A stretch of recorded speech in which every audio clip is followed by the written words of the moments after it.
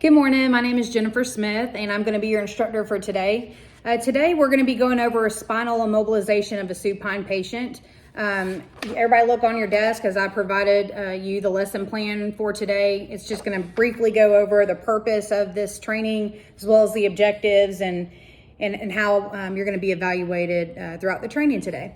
I've also provided you the spinal immobilization of a supine patient. This is a psychomotor skills assessment form. This was obtained directly from the National Registry website. That way you can go ahead and follow along as we train today, and once we get hands-on, you'll be familiar with the assessment form and can start performing it, so that when you do get graded, when you go through your skills assessment, you won't have any problem at all.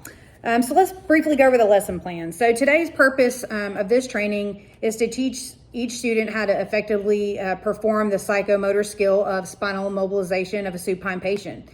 Some of the objectives that are important during this training is, number one, you need to understand the importance of the patient assessment as well as the scene size up component, which basically helps you determine whether or not C-spine precautions are indicated. We need to understand the mechanism of injury and its importance in determining the need for spinal immobilization.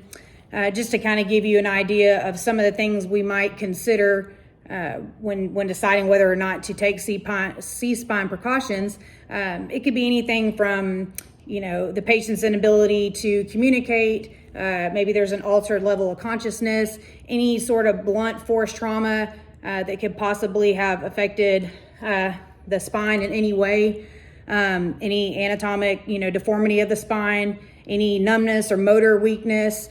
Those are some things that you might think about as you go through your patient assessment and then determine whether or not you need C-spine precautions. We also need to understand the psychomotor skill sheet specific to this actual skill, which I've provided for you.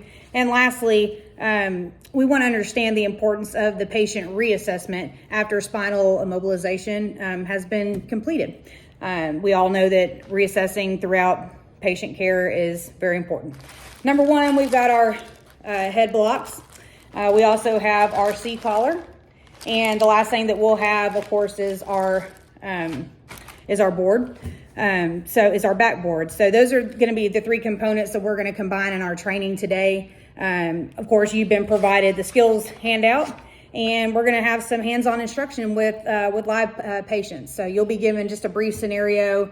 You arrive on scene and the patient has been in a MVC with some type of blunt force trauma, maybe to the steering wheel or something like that, just as an example. And then you'll determine whether or not C-spine precautions should be completed.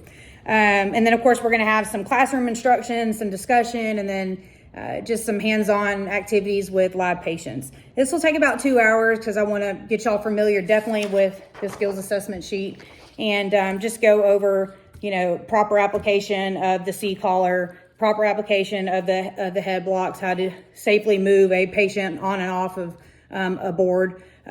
So hopefully you'll enjoy the training and look forward to the class today. If anybody has any questions, we'll go ahead and take them now. But we'll look forward to the training and stay tuned for the video to be uploaded of the actual hands-on activity of spinal immobilization of a supine patient. Thank you very much for your time.